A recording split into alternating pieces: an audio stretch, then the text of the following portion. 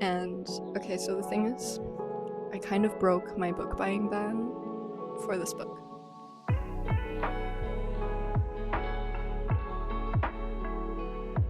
Hey friends, welcome back to my channel, or welcome if you're new here. My name is Tamaki. Welcome to the Train Cafe. So this video is basically me just hanging out with you guys, answering some questions, a little bit of a outside reading vlog, catching the sunlight.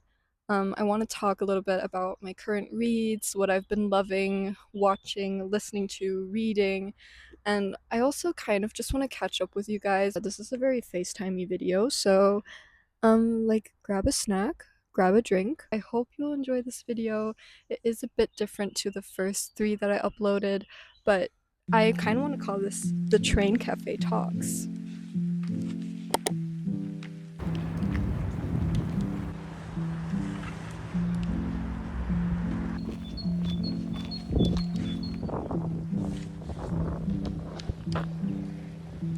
I got off of work and now I'm on my way to a park to hopefully read and enjoy this really good weather. It makes me really happy to see all the green.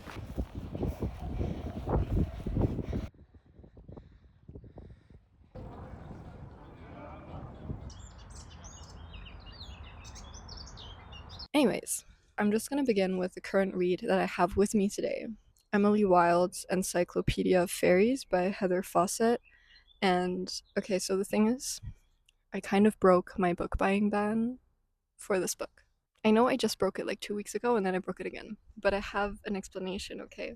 So, I borrowed this book on my Libby app and I was really enjoying it, but I had to give this back before I was able to finish it. I would have had to wait like another probably 8 something weeks to get this book again and be able to borrow it again.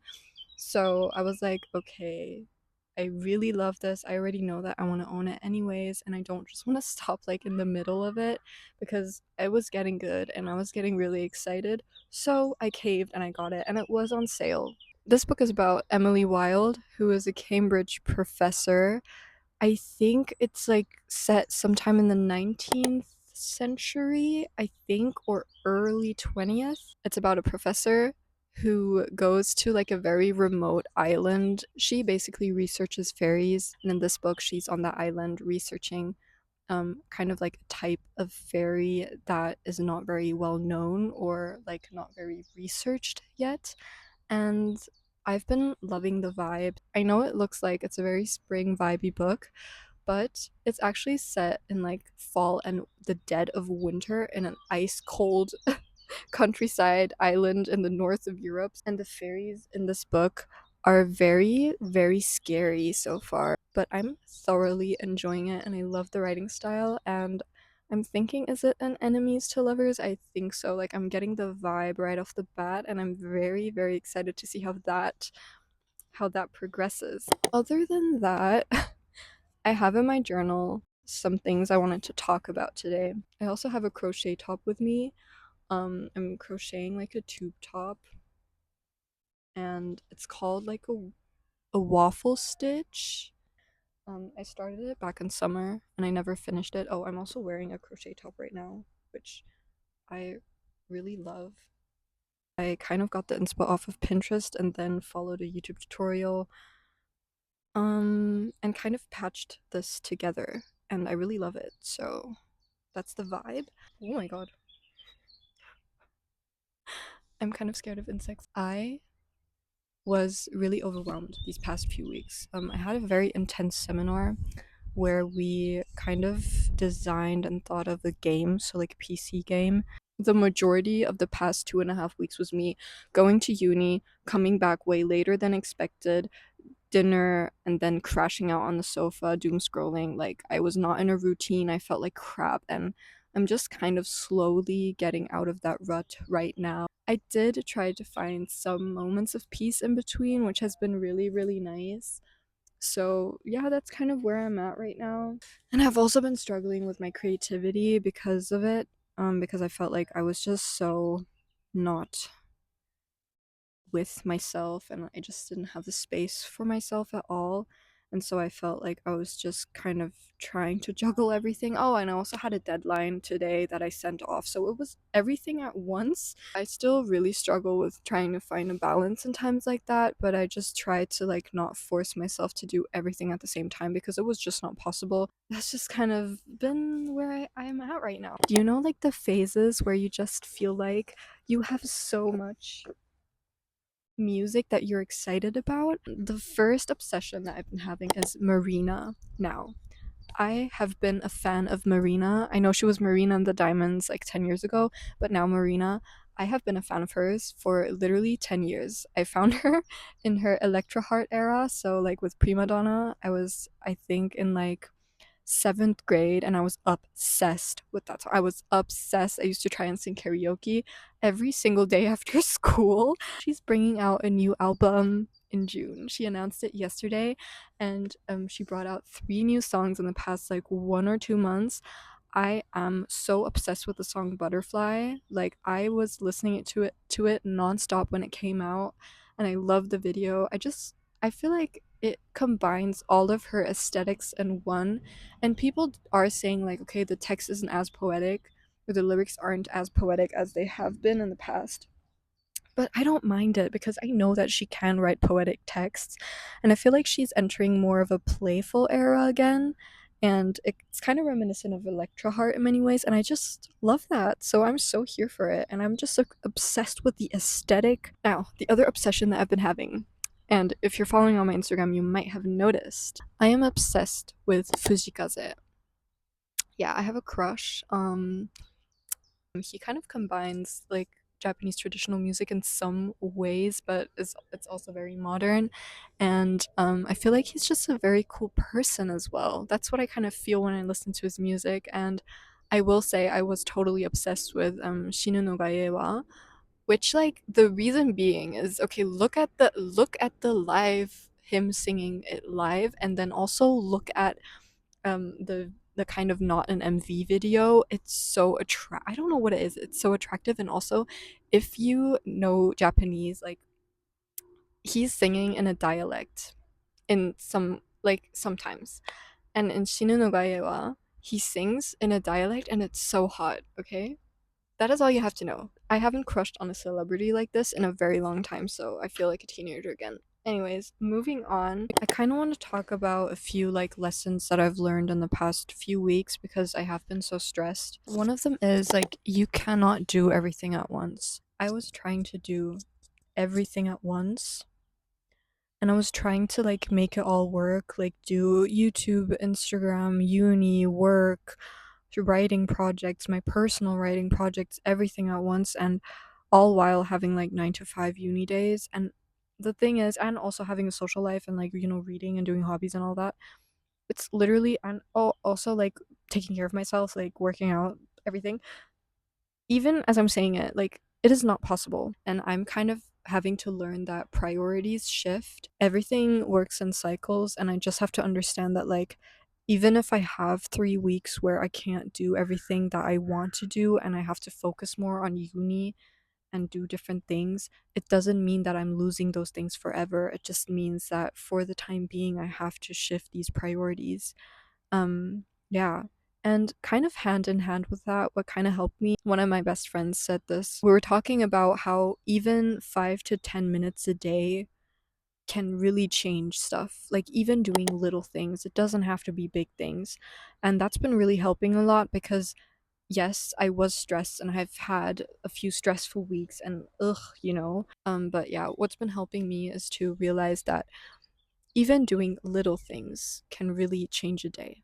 Like going out for a few minutes, taking a little walk, or even reading for 5 minutes. It doesn't have to be a whole day or a whole week or everything perfect as you want to have it. It can just be yoga 1 time a week. And that's been something that's really been helping me, especially during these times that have been really, really like busy and stressful. And yeah, that's just been really nice, honestly, to for me to realize. And going forward, as I said, I really do want to embrace a softer life, a softer spring, a soft summer, as best as I can. And I think one of the things that helps me a lot is spending more time outside. I know it's generic, but it has already changed my day. Another thing that's been healing my heart and I feel like is really embracing a softer life for me is watching shows that I've loved as a child. I know I talked about this, I think, in my second video, in my spring video, but yeah, I've been watching a lot of H2O. Today, I actually started watching, I think it's called A Girl's World, or like Emma's chat room in German. It's about three girls, like one girl in Singapore, another girl in Australia, and another girl in Hamburg, Germany, which is so random. Um, but three girls that kind of get to visit each other through a virtual chat room. Honestly, it slaps. Like I've been loving it today. Like I've been actually loving the vibes so much, and it makes me so happy because I used to live in Singapore.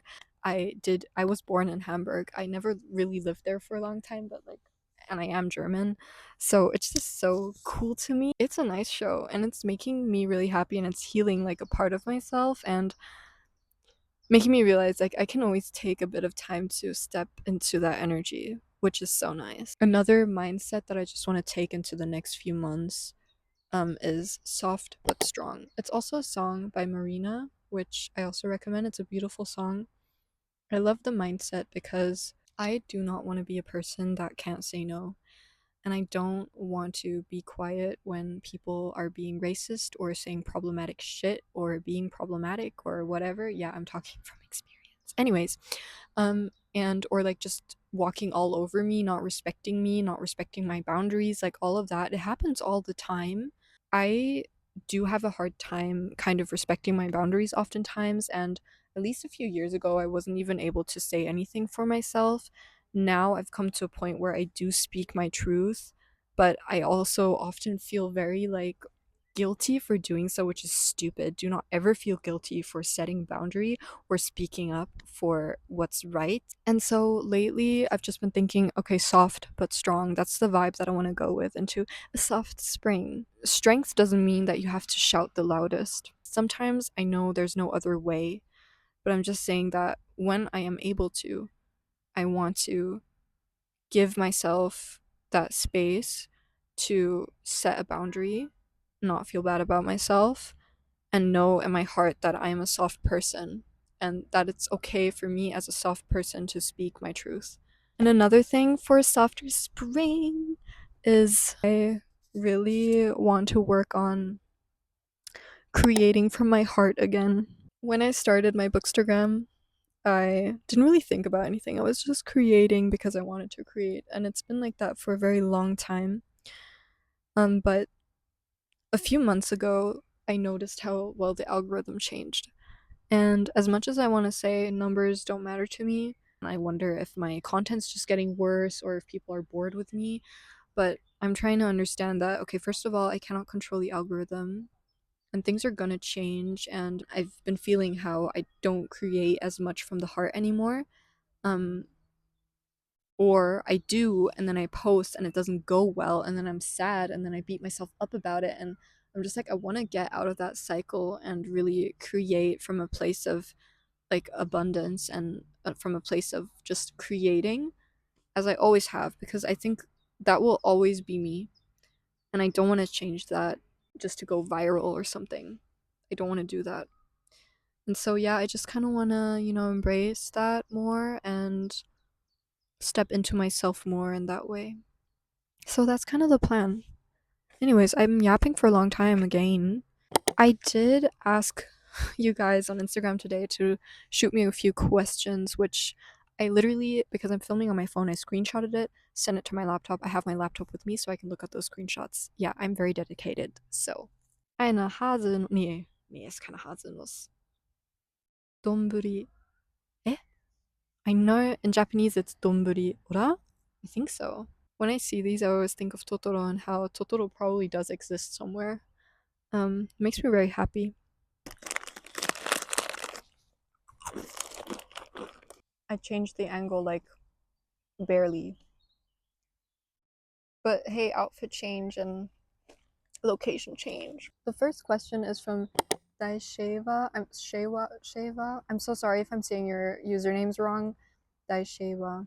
Do you have an author who really speaks to your soul? Two authors. One of them is a Japanese author, Mizuki Tsujimura, is the author of Lonely Castle in the Mirror. I read that for the first time last year. She really spoke to something in me and to my inner child through that book. Does that make sense? Another author that really speaks to my soul is Elena Ferrante. I cannot express how much those characters mean to me already. Her writing style truly evokes so many feelings in me. And it's so interesting to me because I'm such a fantasy lover, but my brilliant friend is not a fantasy. It's, I say, like drama, contemporary. It's about a friendship, but the way I eat those books up. Anyways, thank you for the question. Katoru, I always say Katoru. I hope that's okay. Katoru reads. Um, Hello, by the way. I feel like we've known each other for a while in the Bookstagram space, so thank you so much for being there, and I really appreciate you. So, bookish question. What are your top to-go book recs? I recommend Letters to a Young Poet by Rainer Maria Rilke for anyone who's creative, for any writer out there, because it truly changed the game for me. The way that Rilke talks about creativity and being a writer was so eye-opening to me, in the sense that I realized how so many creatives struggle with the same feelings, and sometimes you feel so alone in those feelings, and seeing it written out by someone who lived years and years ago was so insanely inspiring to me.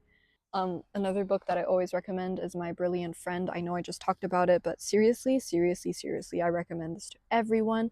I have a few friends that I know that would love it, and I don't think they've read it yet, but I'm saying it again. Please read it. It's so good. There's literally a group of, like, I think maybe university students or teenagers walking up there, and I think they see me.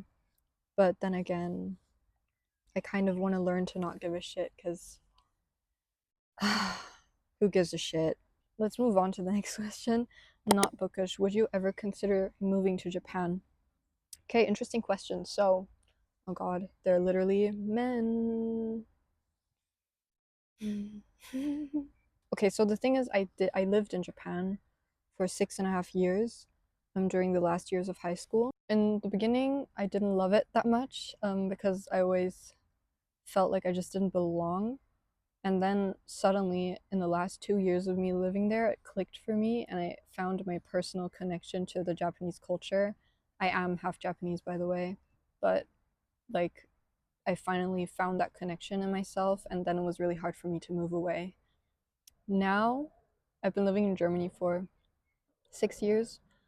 I feel like I would move back to Japan at some point in my life, but not forever. I don't think that Japan is my forever place. It is a place that I love so, so much, and wow, it's really, literally, those men are staring at me, and I just, I hate it. I would consider moving back, but only for a certain amount of time, maybe for like a few years.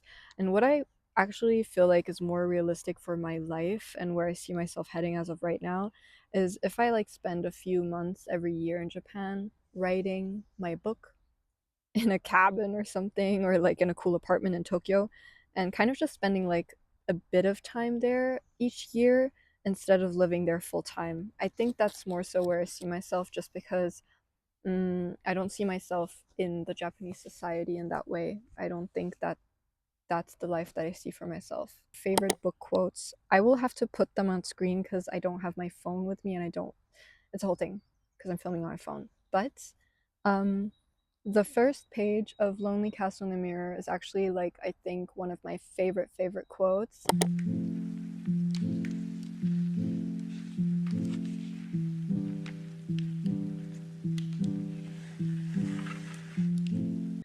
Um, Also, like this, in another life, we were already friends.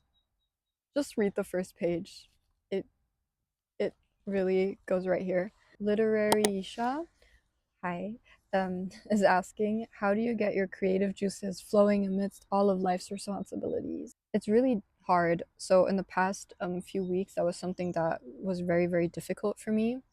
Everything I was saying about like slow living is really important to me. I try to find little moments in my life where I can really focus on my creativity, even if it's just a few minutes a day doing something that I love.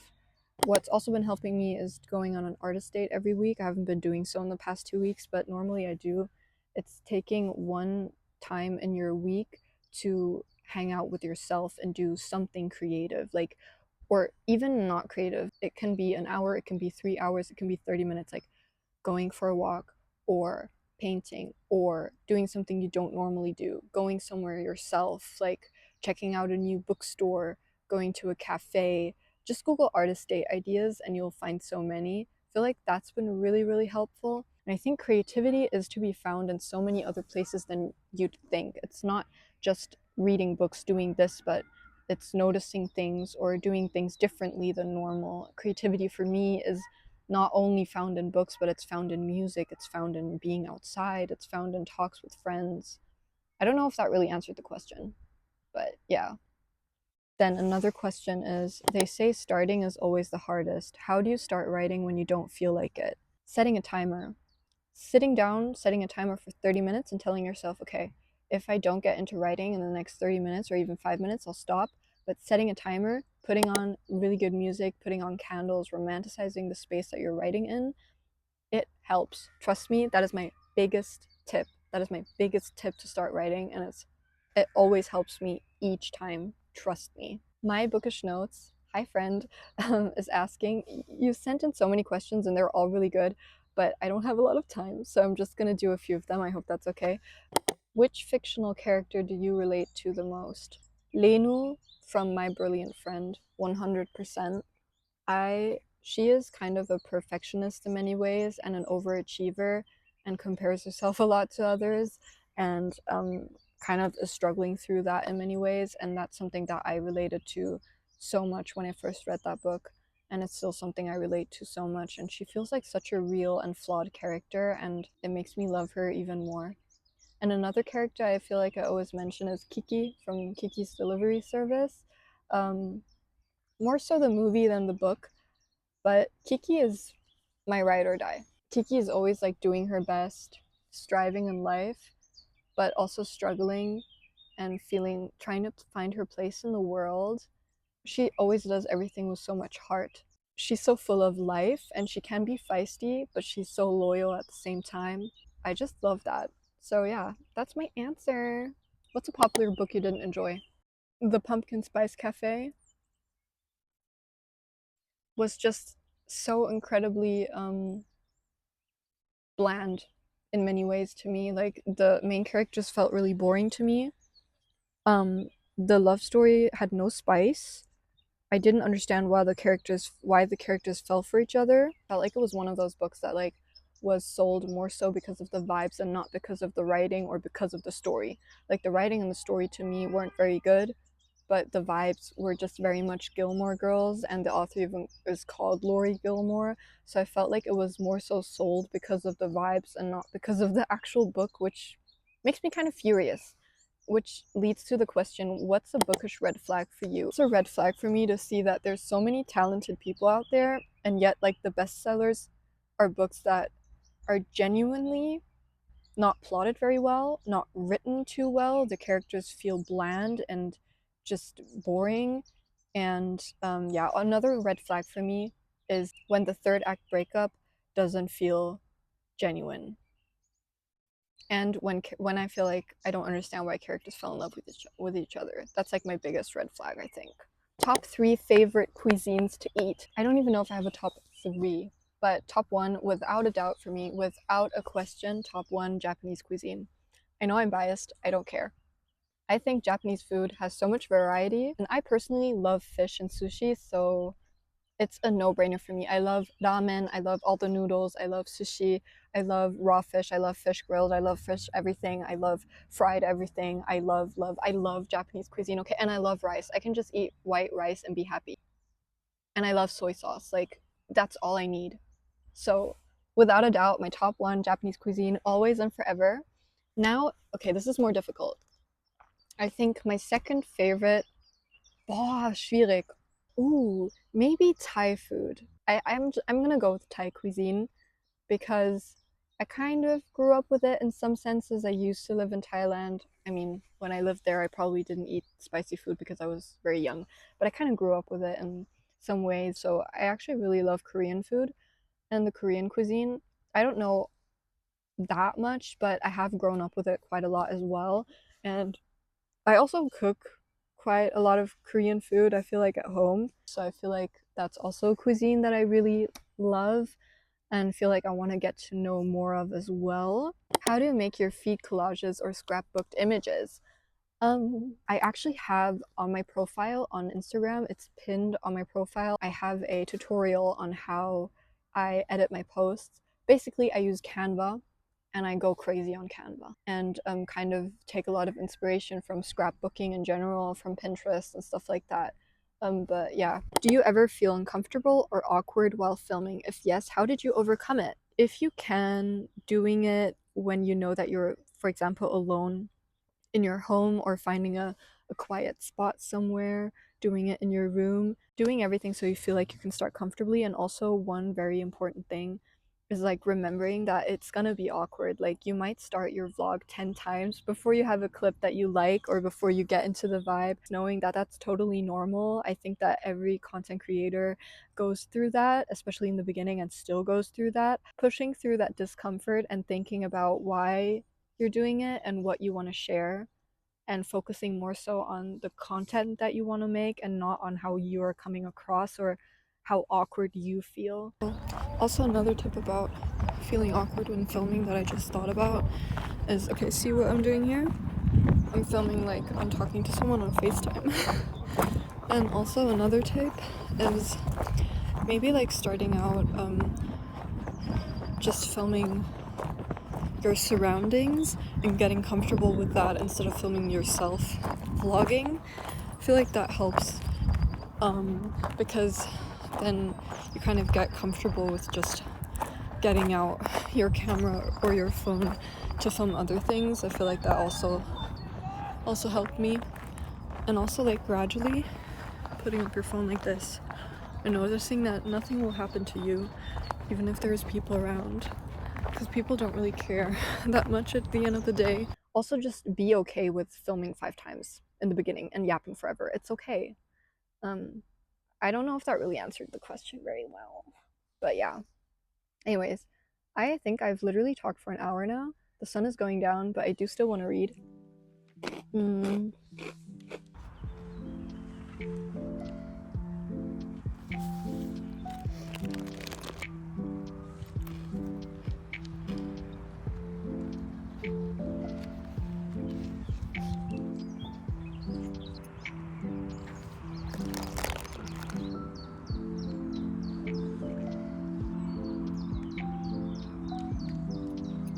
It's actually getting kind of cold, and I only have 10% battery. And I need to get home, so I'm cutting the reading very short. I only read a few pages. It's fine. It is what it is. Thank you so much for hanging out with me today. I know this was kind of a very random and very yappy video. I am excited. There are a lot of exciting videos to come. Like, I have a few Ghibli themed videos planned and more weekly and daily vlogs, more writing vlogs. But yeah, I really hope you enjoyed this yappy video and we got to kind of know each other a little bit more. Hope you stick around. See you in the next video. Bye!